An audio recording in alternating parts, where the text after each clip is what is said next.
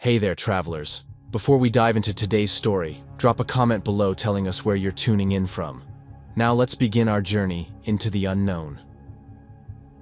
My eyes snapped open to chaos. Red warning lights strobing through thick smoke, the deafening roar of engines struggling against gravity, and the acrid smell of burning electronics. I wasn't in my Portland apartment. I wasn't in my bed. I was strapped into a military dropship, plummeting through an alien atmosphere at terminal velocity. The harness cut into my shoulders with each violent shudder, and my stomach lurched as we hit turbulence that sent equipment clattering across the metal floor. 30 seconds to drop. The voice cut through the mechanical screaming. A grizzled sergeant with scars crisscrossing his weathered face was checking weapons with practiced efficiency. His nameplate read, Riley, and when his eyes met mine through the strobing emergency lighting, I saw something that chilled me. Experience. This man had seen hell before. My hands trembled as I looked down at myself.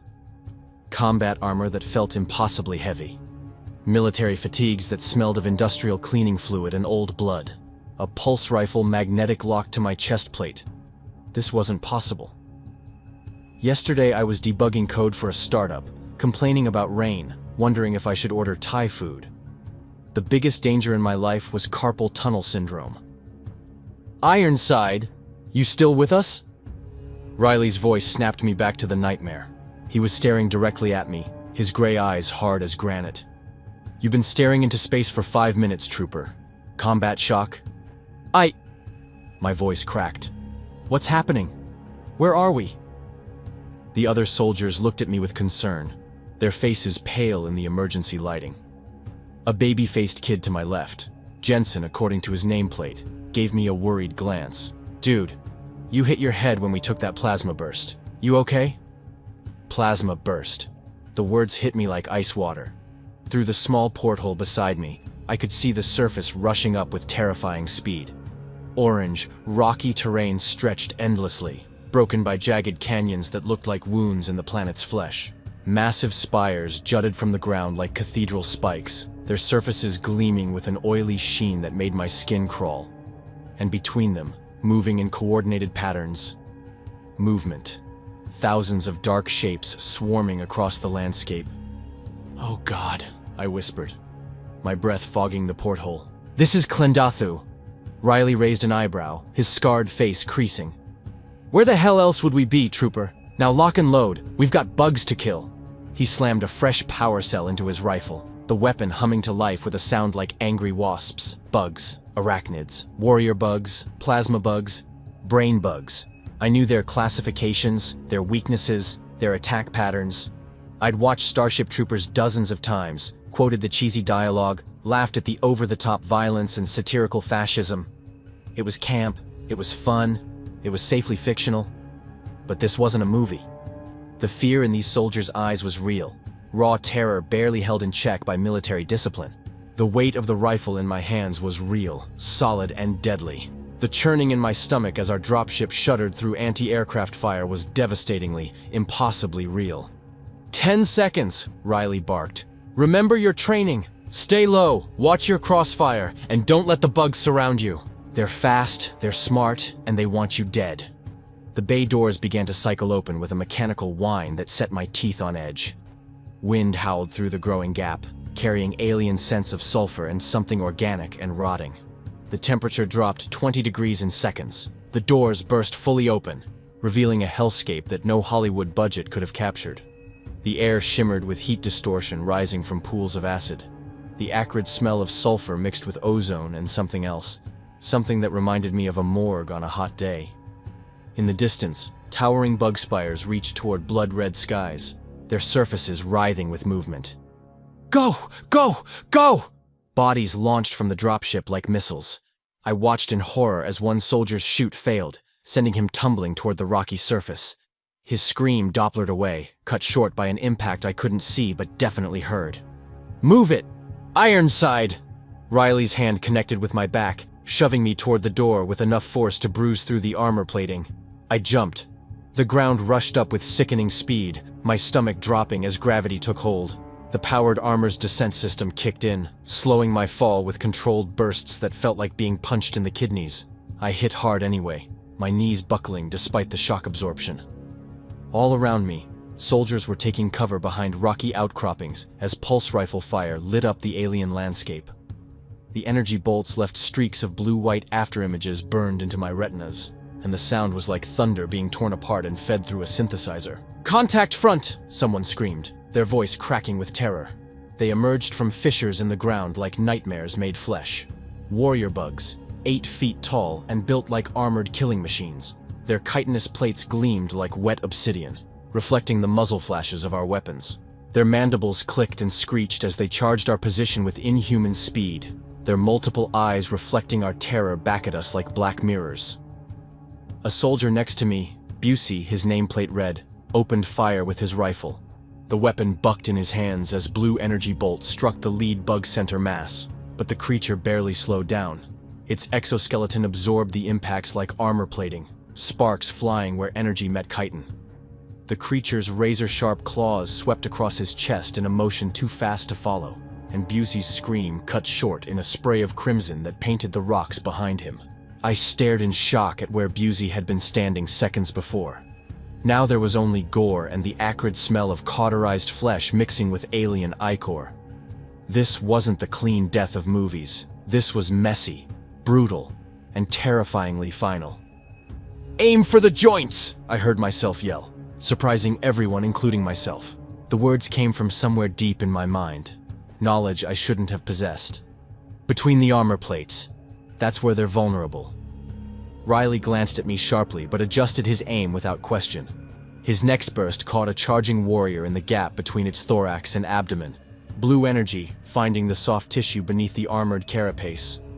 The bug folded in half with a shriek that sounded like tearing metal, dark ichor spurting from the wound in gouts that steamed when they hit the ground.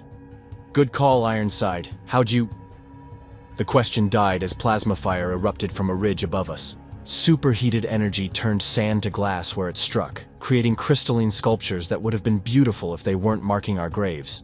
I could feel the heat through my armor even 20 feet away, like standing too close to a furnace.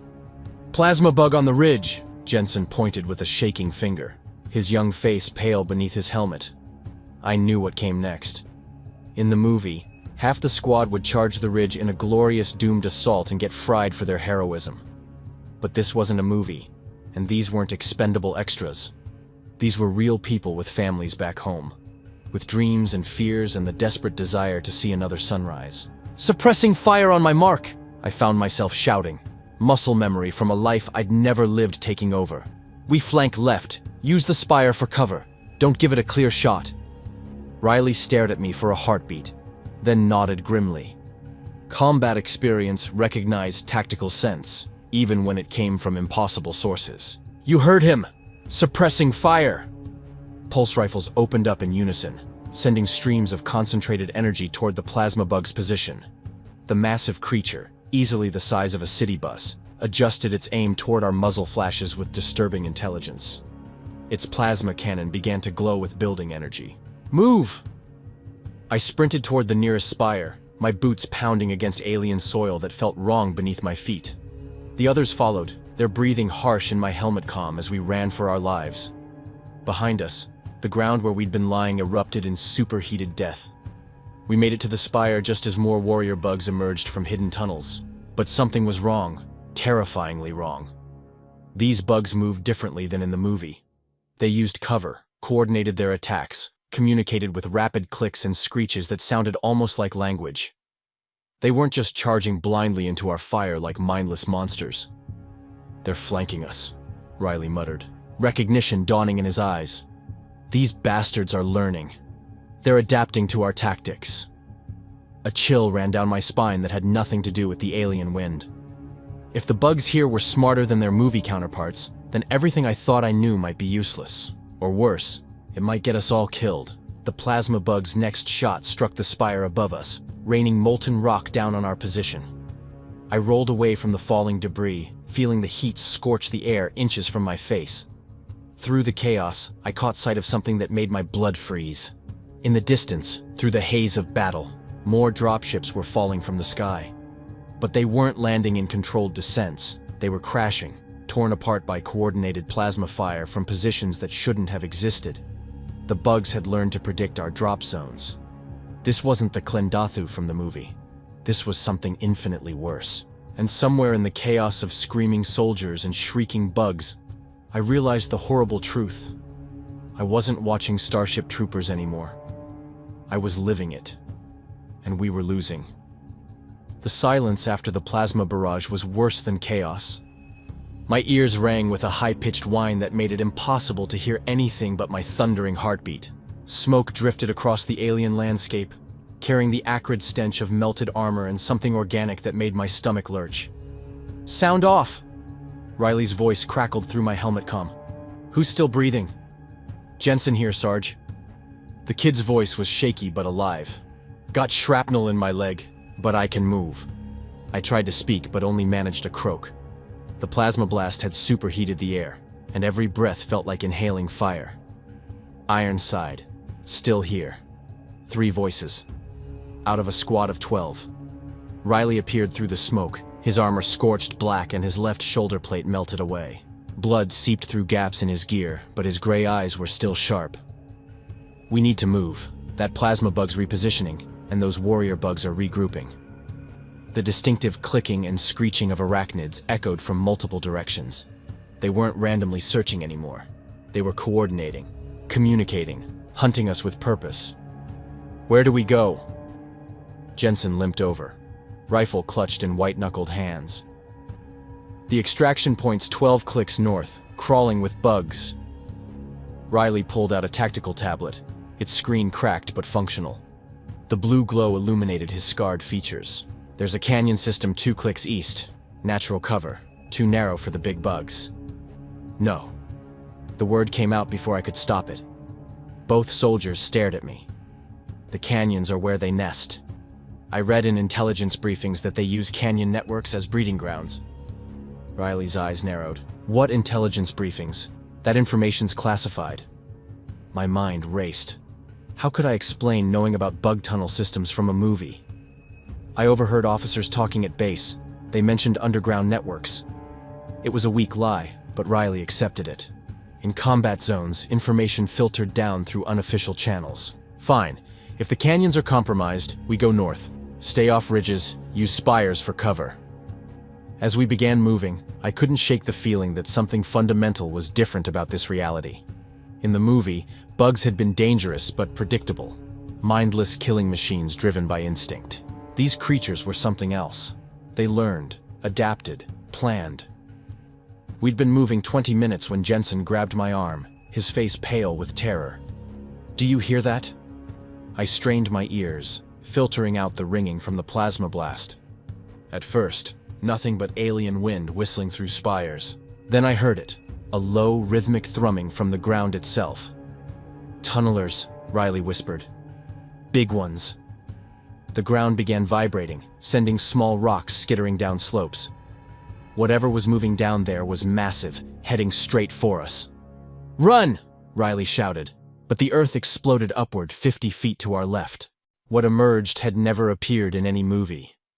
30 feet long, its segmented body covered in armor plating thick enough to stop tank rounds. Multiple rows of razor-sharp teeth lined a mouth that could swallow a car. But the eyes made my blood freeze. Dozens of them, arranged in clusters along its head, all focused on us with deeply wrong intelligence. "Tanker bug!" Jensen screamed, opening fire. Blue energy bolts struck the creature's armored hide and scattered like raindrops, leaving barely visible scorch marks. The thing let out a sound part roar, part mechanical grinding, and lunged toward us with surprising speed.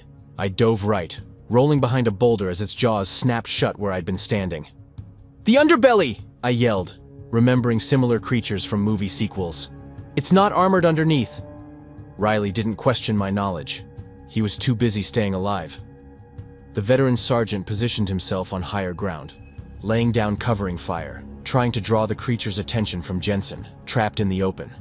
But this wasn't going to work. The tanker bug's hide was too thick, and we didn't have the firepower. In the movie, they'd used tactical nuclear weapons against things like this. We had 3 pulse rifles, and whatever ammunition remained. That's when I noticed movement in the tunnel the creature had emerged from. More bugs were coming. Warrior bugs, by the sound of their chittering communications. maybe 30 seconds before we were completely surrounded. "We need to move," I shouted over the creature's roaring.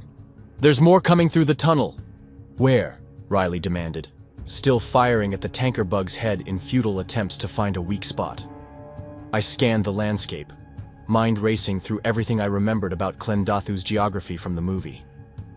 There had been research outposts, abandoned installations from previous failed invasions. "There!" I pointed to metallic structures half a mile away, barely visible through heat haze. "Military installation." Riley followed my gaze, expression shifting from desperation to grim hope. "That's a research station, been abandoned for months, but might still have automated defenses." The tanker bug swung its massive head toward Jensen, who was scrambling over loose rocks, his injured leg slowing him down. The creature's mouth opened, revealing rows of teeth glistening with acidic secretion. Without thinking, I broke cover and sprinted toward the kid. "Jensen, this way!" The movement caught the tanker bug's attention. All those alien eyes swiveled toward me, and I suddenly understood what it felt like to be prey. The creature's head followed my movement with predatory focus. I grabbed Jensen under the arm and hauled him toward the nearest spire. "Can you make it to those buildings?" "I think so," he gasped, sweat streaming down his face despite the alien world's chill. "But that thing's not going to let us just walk away." He was right. The tanker bug was already repositioning, its segmented body undulating as it prepared for another attack. From the tunnel behind it, I could hear distinctive clicking of warrior bugs getting closer. "Riley!" I called out. "We need a distraction!" The sergeant understood immediately. He pulled something from his belt. A thermal grenade, military grade. "When I throw this, you run like hell toward those buildings. Don't look back. Don't stop for anything." "What about you?" His scarred face split into a grim smile. "Someone's got to make sure that ugly bastard doesn't follow you." Before I could protest, Riley primed the grenade and hurled it at the tanker bug's feet. The explosion wasn't enough to seriously damage the creature, but it got its attention. All those alien eyes focused on the sergeant as he opened fire with everything he had. "Go!" he roared. Jensen and I ran. Behind us, I could hear Riley's pulse rifle firing in controlled bursts, the sergeant using every trick he'd learned in dozens of battles to stay one step ahead of the massive predator. But I knew it wouldn't last long. The tanker bug was too big, too strong, and there were warrior bugs emerging from the tunnel to support it. We were halfway to the research station when Riley's firing stopped. I wanted to look back, wanted to see if the tough old sergeant had somehow survived. But Jensen grabbed my arm.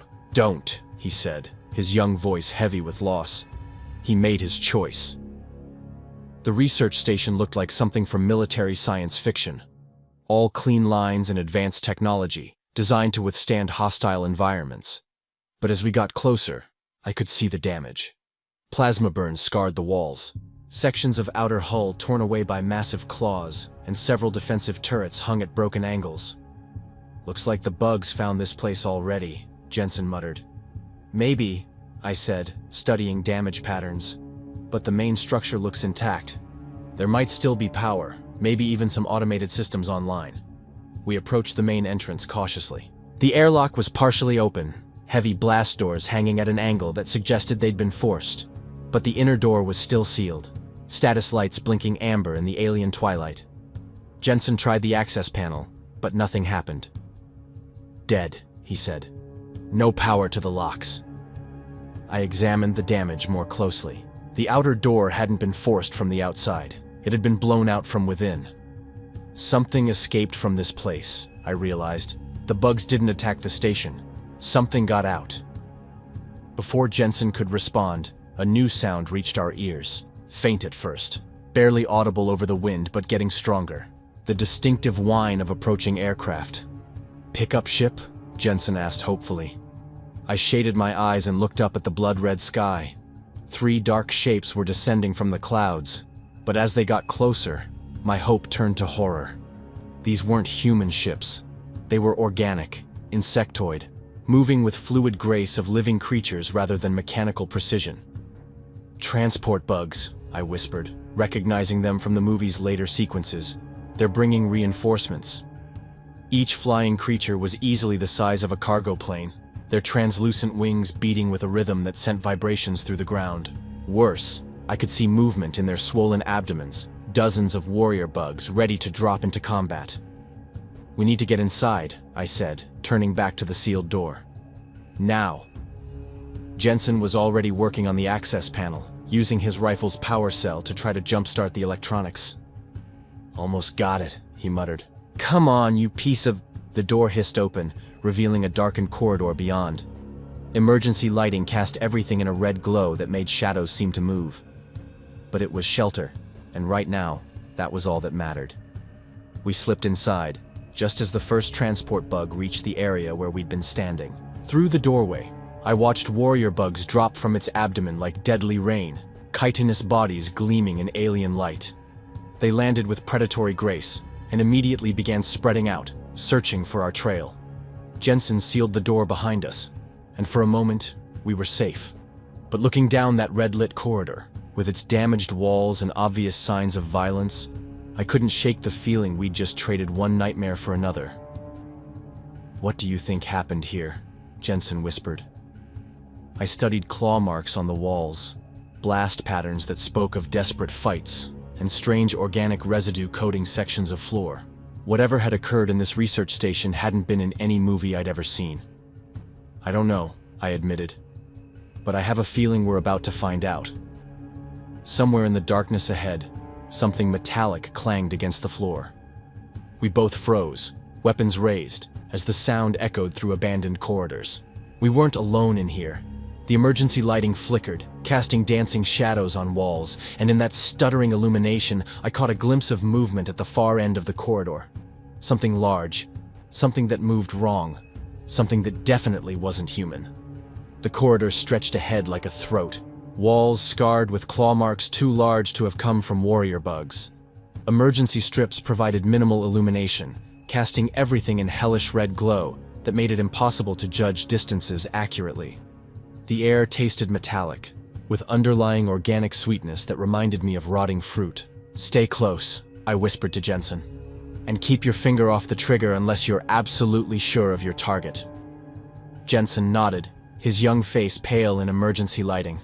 Blood had soaked through his uniform where shrapnel had hit his leg, but he was moving well enough.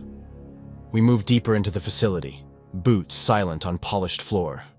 The silence was oppressive, broken only by distant hum of machinery and occasional metallic groans as the station's structure settled.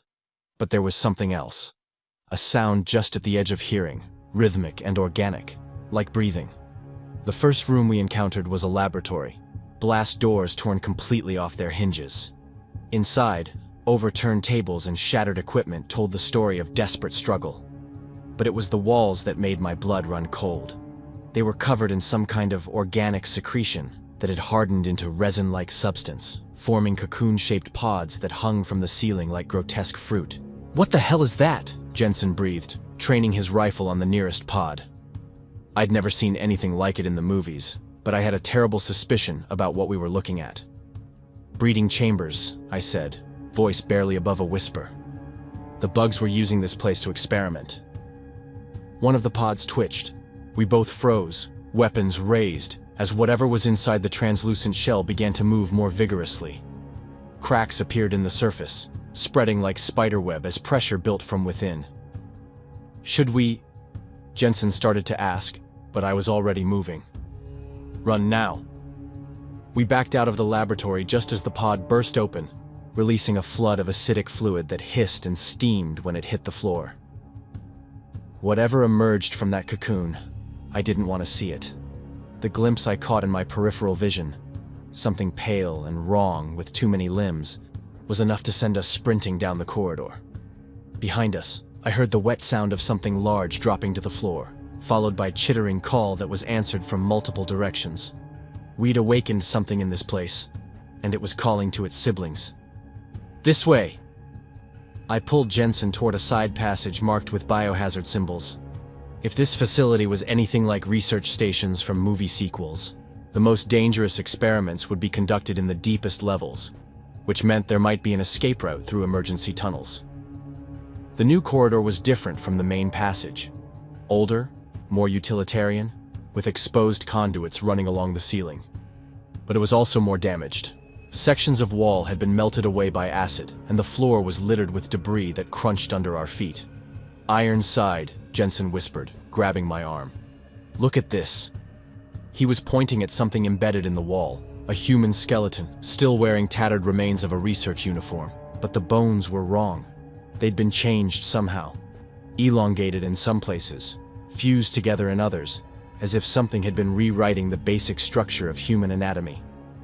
Genetic experiments, I realized, stomach churning. They were trying to create human-bug hybrids. Jensen made a sound that might have been a sob or laugh. "You mean there are things in here that are part human?" Before I could answer, a new sound echoed through the corridor. Footsteps. But they weren't the clicking of bug claws on metal. These were softer, more human, but with an odd rhythm that suggested the walker wasn't entirely bipedal. "Help me!" a voice called from the darkness ahead. It was definitely human, though strained with pain. "Please, someone help me." Jensen started forward, but I grabbed his arm. "Wait," I hissed. "Think about it. If there were human survivors, why didn't they respond to our weapons fire earlier? Why wait until now to call for help?" The voice came again, closer this time. "I can hear you. Please. I'm hurt. I can't move." In the dim light ahead, I could make out a figure slumped against the wall. It was wearing what looked like a researcher's coat, and its posture suggested injury or exhaustion. But something about the silhouette was wrong. The proportions were off, as if viewed through a funhouse mirror. "I'm Dr. Sarah Torres," the figure called out. "I've been trapped here for weeks. The experiments went wrong. So terribly wrong." My blood ran cold. Not because of what the figure was saying, but because of the name.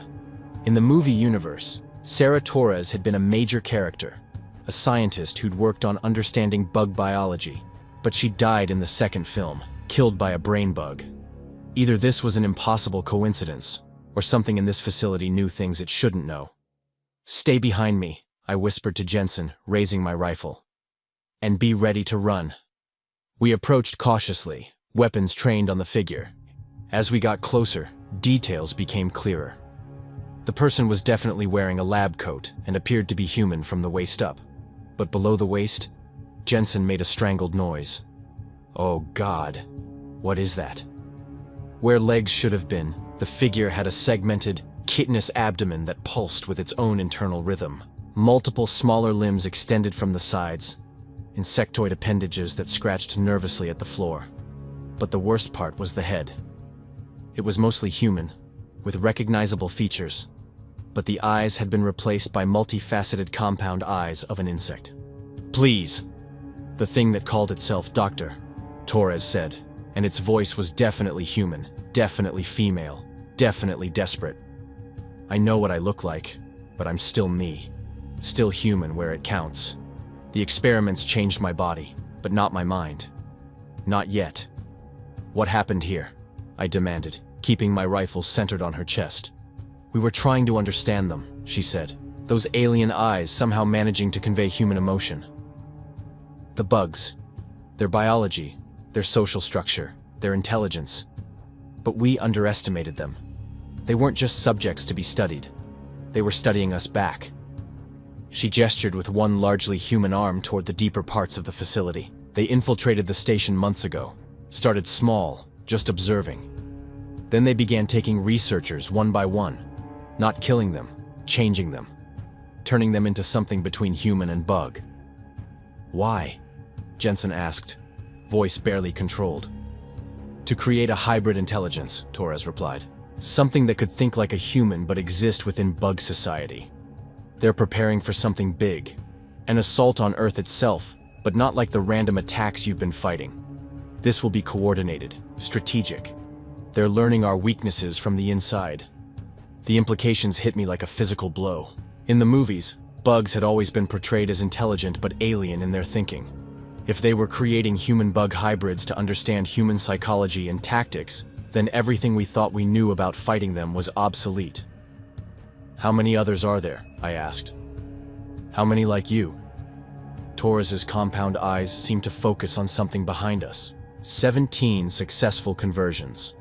but I'm the only one who retained enough human consciousness to resist their mental conditioning. The others think they're bugs now. They serve the hive without question. A chill ran down my spine. Where are they now? Hunting, she said simply. They detected your entry into the facility. They're coming. As if summoned by her words, new sounds echoed through the corridors. Footsteps, but wrong, some too light, others with distinctive click of chitin on metal. And underneath it all, that same rhythmic breathing I'd noticed earlier, now multiplied. We need to get out of here, Jensen said, voice tight with barely controlled panic. Wait, Torres called out as we started to turn away. I can help you. I know the facility's layout, and I know how they think. Both human and bug psychology. But you have to trust me. I stared at those alien eyes, trying to read the humanity that might still exist behind them. Why should we trust you? You're one of them now. Because, she said. And for a moment, her voice carried a weight of human pain that no bug could have faked. I remember what it was like to be human. I remember having a family, having dreams that didn't involve serving a hive mind. And because I know what they're planning to do to your planet, and it's worse than anything you can imagine. The footsteps were getting closer. I could hear chittering now, distinctive communication sounds of bugs, but mixed with human voices speaking in languages I didn't recognize. The hybrids were coordinating their hunt using both forms of communication. What do you want in return? I asked Torres. Kill me, she said without hesitation. When this is over, when you've escaped, kill me. I can feel their influence growing stronger every day. Soon, I won't be human enough to resist anymore. There was something in her voice, a desperate honesty that convinced me she was telling the truth. All right, I said. But if you try to betray us, I won't wait for permission to pull this trigger. Torres nodded. There's an emergency exit 3 levels down. It connects to old mining tunnels. The bugs don't patrol it heavily because it's too narrow for their larger forms. She began moving, and I was disturbed by how fluid the motion was. Her segmented lower body undulated like a snake, while her human torso remained upright. It was clearly more efficient than human locomotion, but watching it made my skin crawl. We followed her deeper into the facility, passing through sections that showed increasingly severe damage. Entire walls had been dissolved by acid, revealing complex internal structure of the station. They're terraforming, I realized, not just the planet's surface. They're converting human technology to serve their biology. Every captured facility becomes a hybrid of human engineering and bug biotechnology, Torres confirmed. They're not just conquering, they're assimilating. We reached a vertical shaft that descended through multiple levels. Emergency lighting revealed a maintenance ladder running down the center, but several rungs had been corroded away by acid. This is it, Torres said. 3 levels down, then east to the mining tunnel entrance. The sound of our pursuers was much closer now. I could hear individual voices among the chittering, human voices, but speaking with the inflection and rhythm of bug communication. They're in the main corridor, Jensen whispered. Maybe 2 minutes behind us. I started down the ladder, testing each rung. The metal was corroded, but functional. Behind me, Torres moved with disturbing ease, her insect limbs finding purchase on the shaft walls. Jensen came last, his injured leg making the climb difficult. Halfway down, one of the damaged rungs gave way under his weight. He fell the last 10 feet, landing hard and crying out in pain. The sound echoed up the shaft like a gunshot. Above us, the chittering suddenly stopped. Then it resumed, much more agitated and definitely closer. They heard us, Torres said. We need to move fast. The 3rd level was a maze of storage areas and equipment bays. Emergency lighting was sporadic here, leaving large sections in complete darkness. Torres led us through the shadows with confidence, her compound eyes apparently better adapted to low light conditions. We were almost to the mining tunnel entrance when the first of our pursuers appeared behind us. In the dim light, it looked almost human at first glance. Bipedal, wearing remnants of a military uniform.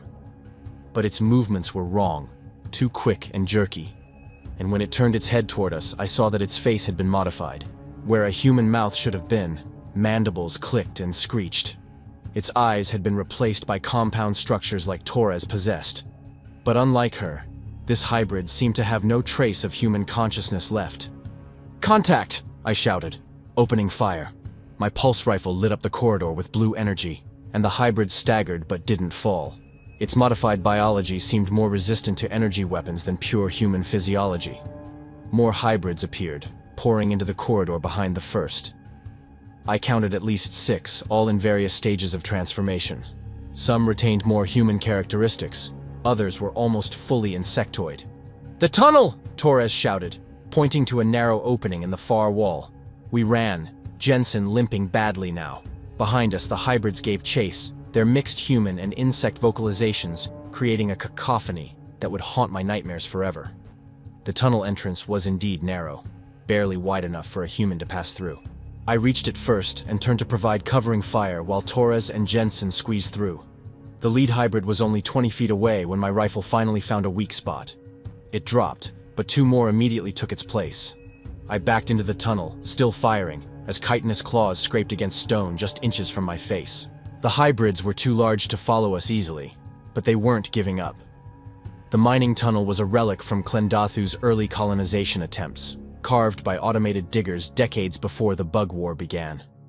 It was rough-hewn and narrow, with a slight upward grade that suggested it led toward the surface. "How far to the surface?" I gasped. 2 miles, Torres replied. "But there are branch tunnels. Some connect to bug warrens. We'll need to be careful." Behind us, I could hear the hybrids still trying to force their way into the tunnel. Their modified bodies were having trouble with the confined space, but they weren't giving up. We pressed on through the tunnel, our footsteps echoing in the confined space. The air was stale and tasted of dust and old metal. Jensen was struggling, his breathing labored. "I need to rest," he gasped, leaning against the tunnel wall. I was about to argue when Torres suddenly froze, her compound eyes fixed on something ahead of us in the darkness. "We're not alone," she whispered. From the shadows ahead came a sound I recognized from the movies but had never heard in person. The distinctive clicking communication of pure-strain arachnids. But this was different from the warrior bugs we'd fought on the surface. This was deeper, more complex, almost like language. "Brain bug," Torres breathed, her hybrid features somehow managing to convey terror. "There's a brain bug down here." My blood turned to ice. In the movies, brain bugs were the intelligence behind the arachnid swarms. They could read human thoughts, extract information from captured prisoners, and coordinate massive military operations across multiple star systems. "It's been listening," Torres continued, voice barely audible, "to our thoughts, our plans. It knows we're here. It knows everything." As if summoned by her words, a new sound echoed through the tunnel, something large moving through stone passages. But brain bugs weren't constrained by the same physical limitations as their warrior cousins. They were more adaptable, more intelligent, more dangerous. "Run," I said, grabbing Jensen under the arm. "Run now." We fled through the mining tunnel as behind us, the very walls seemed to come alive with malevolent intelligence. Whatever was back there, it wasn't just hunting us. It was learning from us. And somewhere in the darkness ahead, more sounds suggested we weren't running towards safety. We were running deeper into the nightmare.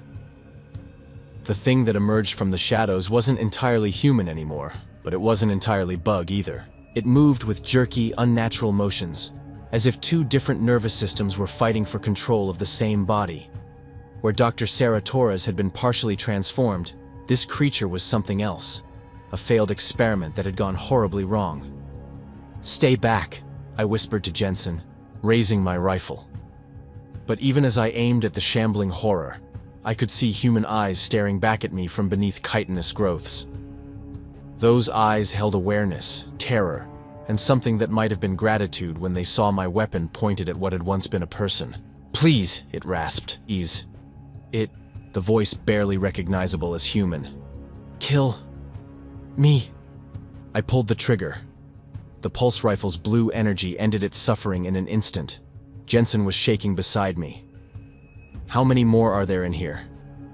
Before I could answer, a new sound echoed through the facility. Not the chittering of bugs or the desperate pleas of failed experiments, but something else. Human voices, speaking in clipped military tones. Extraction Team Alpha, this is Command. We're reading your beacon. Hold position for pickup. I grabbed my comm unit, hardly daring to believe what I was hearing. Command, this is Ironside.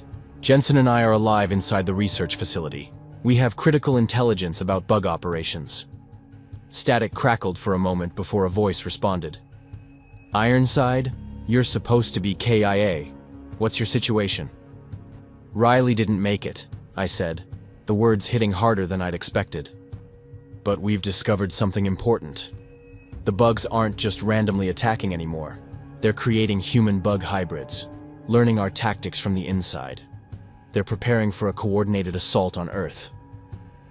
The silence that followed seemed to last forever. When the voice came back, it was different, sharper, more urgent. Ironside, we need you and Jensen at the extraction point in 30 minutes. A dropship is en route, but the window is small. The brass wants to hear this intelligence firsthand. I looked at Jensen, who was nodding eagerly. The kid had been through hell, and the promise of getting off this nightmare planet was clearly appealing. But something didn't feel right. Roger. Command, I said. But be advised, the facility contains dangerous hybrid specimens. Recommend immediate quarantine and study. Understood. Just get to the extraction point. Command out. As we made our way back through the damaged corridors, Jensen limping but determined. I couldn't shake the feeling that we were missing something crucial. The research station had been more than just a laboratory, it had been a prison. And if the experiments had been creating hybrids that could think like humans while serving the bug hive mind, then the implications were staggering. Ironside, Jensen said as we climbed back up the maintenance shaft, do you really think they'll believe us about the hybrids and the coordinated attacks? They have to, I replied. Because if they don't, Earth is going to fall, just like this colony did.